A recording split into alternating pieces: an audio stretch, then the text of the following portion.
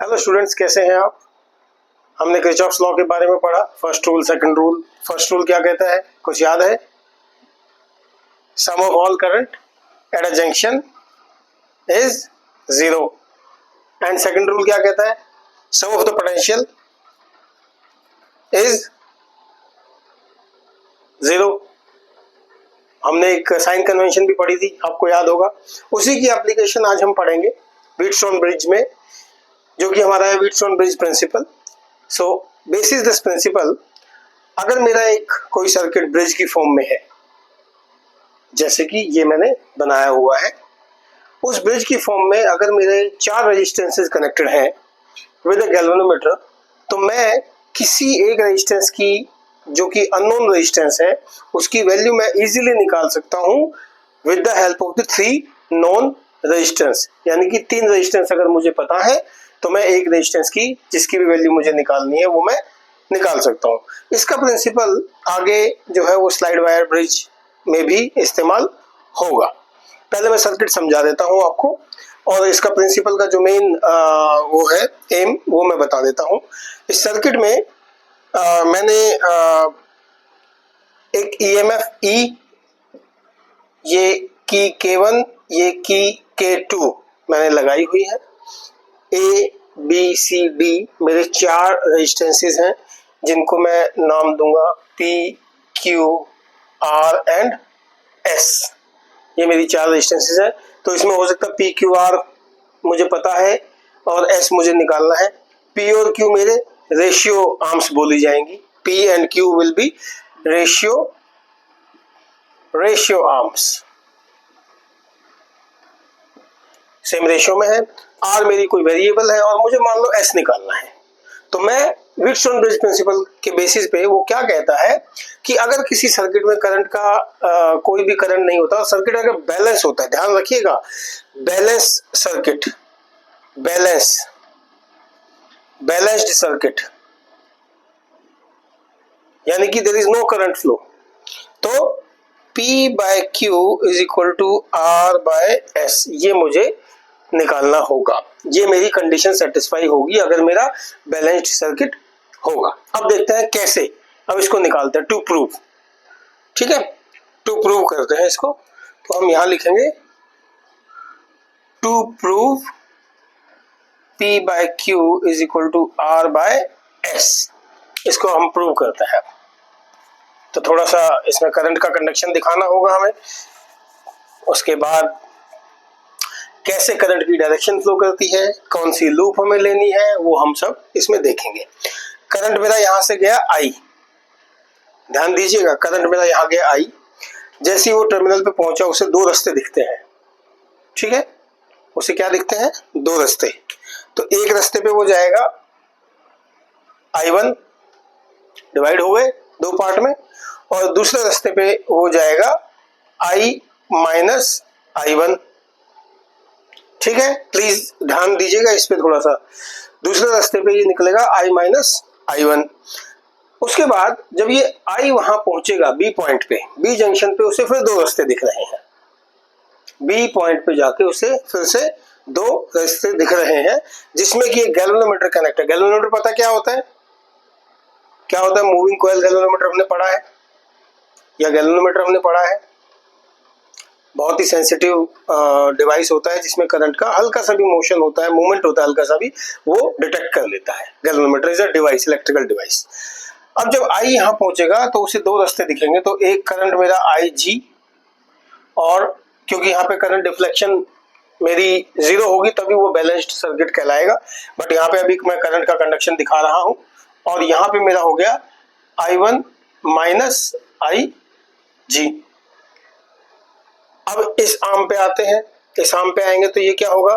यहाँ से IG आ रहा है इस जंक्शन पे, और यहाँ से I माइनस I1 आ रहा है। तो जैसे ही यहाँ पे पहुंचेगा तो ये I माइनस I1 प्लस ये वाला जो IG है, ये जुड़ जाएगा।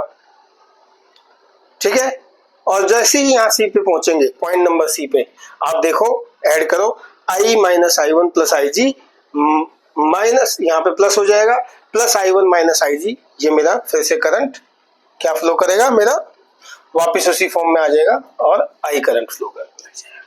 सिंपल मैथमेटिक्स है।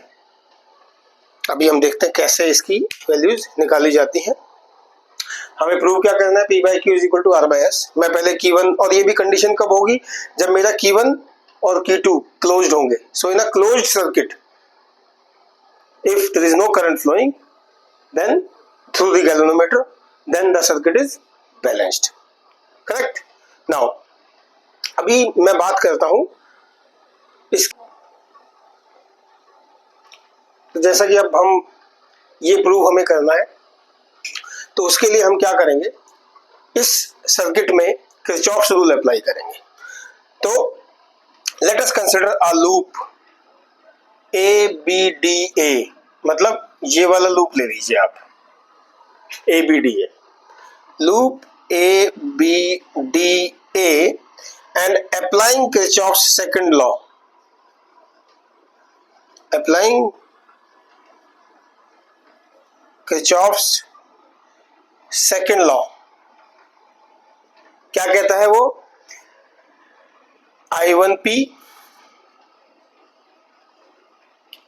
यहां जाएगा, इस सर्किट में है तो IgG प्लस IgG माइनस, क्योंकि इसकी डायरेक्शन ये तो ठीक है बट यहां पे इसकी डायरेक्शन क्या है, ऑपोजिट है इस सर्किट में जाने के लिए, तो minus of I minus I1 into R is equal to 0। ये मेरी हो गई पहली इक्वेशन, थोड़ा ध्यान दीजिएगा इस पे, ठीक है। अभी ये पहली इक्वेशन होगी, मैं इसको साइड में रख देता हूं।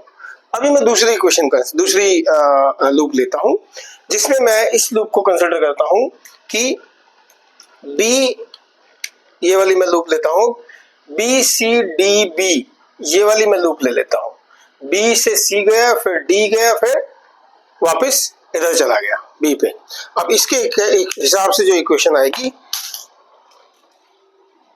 सॉरी, अब मैं लूप लूंगा B C D B, B C D B, B C ये वाली आर्म, ठीक है, बी सी आर्म पे क्यू है मेरा रेजिस्टेंस, तो ये मेरा हो गया I1 minus IG into Q. अब क्योंकि ये इधर करंट आ रहा है, जबकि यहाँ पे आप मेरा जब जैसे ही मैं इधर आऊंगा तो वो नेगेटिव डायरेक्शन में है फ्लो, तो किरचॉफ्स का सेकंड लॉ मैं अप्लाई कर रहा हूं, तो ये मेरा माइनस हो जाएगा और ये भी मेरा माइनस हो जाएगा, ठीक है। तो मेरा माइनस में क्या हुआ, I minus I1 plus IG into S minus IgG is equal to 0। ये मेरी सेकंड इक्वेशन हो गई, ठीक है, this is my second equation. अब ध्यान दीजिएगा, मैंने बोला कि एक क्लोज्ड सर्किट में जब मेरा Q1 और Q2, पहले Q1 मैंने क्लोज किया, फिर मैंने Q2 क्लोज किया, जैसे ही मैंने ये क्लोज किया मेरा क्या हुआ, उस समय पे मेरा सर्किट जो है वो बैलेंस हो गया, then there is no deflection और no current flowing through the galvanometer, यानी कि Ig मेरा क्या हो गया, करंट इन दी गैल्वेनोमीटर क्या हो गया उस कंडीशन में, 0 इन अ क्लोज्ड लूप। जैसे ही, और ये बैलेंस सर्किट बनाना है मुझे, जैसे ही Ig 0 हुआ तो फर्स्ट इक्वेशन मेरी क्या बन गई, ये वाली इक्वेशन, I1P ये मेरा 0 हो गया, minus I minus I1 into R is equal to 0। This implies कि I1P equal to I minus I1 into R, ये मेरी होगी थर्ड इक्वेशन, ठीक है। सिमिलरली ये ये सेकंड इक्वेशन कन्वर्ट होगी इस वाली लूप से, I1 Ig मेरा 0 हो जाएगा, Ig मेरा क्या है 0, I1Q minus I minus I1 ये मेरा 0 हो जाएगा, into S minus 0 equal to 0। This implies I1Q equal to I minus I1 into S, यानी कि ये मेरी 4 इक्वेशन हो गई, ठीक है, फोर्थ इक्वेशन बन गई। अब मैं इन थर्ड इक्वेशन को फोर्थ इक्वेशन के साथ डिवाइड कर दूंगा, डिवाइड 3/4, मैं यहां लिख लेता हूं, divide 3/4। So I1P divided by I1Q is equal to I minus I1 into R by I minus I1 into S। ये कैंसिल हो गया आपका, क्या बचा यहाँ पे, यही मुझे चाहिए था। आगे समझ में, ये मेरी इक्वेशन आ गई, ये एक मेरा बैलेंस।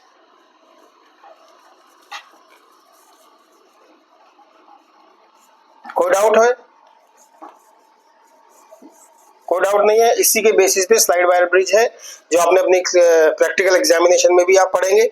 यहां से मैंने पता कर लिया कि अगर एक व्हीटस्टोन ब्रिज प्रिंसिपल दोबारा मैं बता रहा हूं, क्या कहता है, अगर कोई सर्किट क्लोज्ड सर्किट जिसमें की 1 और की 2 मेरे कनेक्टेड है, करंट का फ्लो है, और मेरा जो बैलेंस सर्किट है वो सर्किट जो बैलेंस हो जाता है, तो उस कंडीशन में P by Q equal to R by S. अगर मुझे एस की वैल्यू नहीं पता, ये 3 वैल्यू पता है, मैं इजीली इस वैल्यू को पता कर पाऊंगा। So this method is a null method, I can से।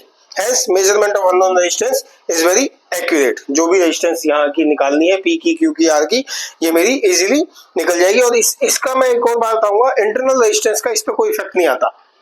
जैसे हमने भी पढ़ा, इंटरनल रेजिस्टेंस अपना इफेक्ट डालती है और ये उसका कोई इफेक्ट नहीं आता है। और ये this Wheatstone bridge also can not be used to measure the high और लो रेजिस्टेंसेस। ठीक है, ये सिर्फ अननोन रेजिस्टेंस मेजर करने के काम आता है। ठीक है, समझ में आया? सो thank you so much. Please like, share and comment on my video. Also subscribe the video. Thank you.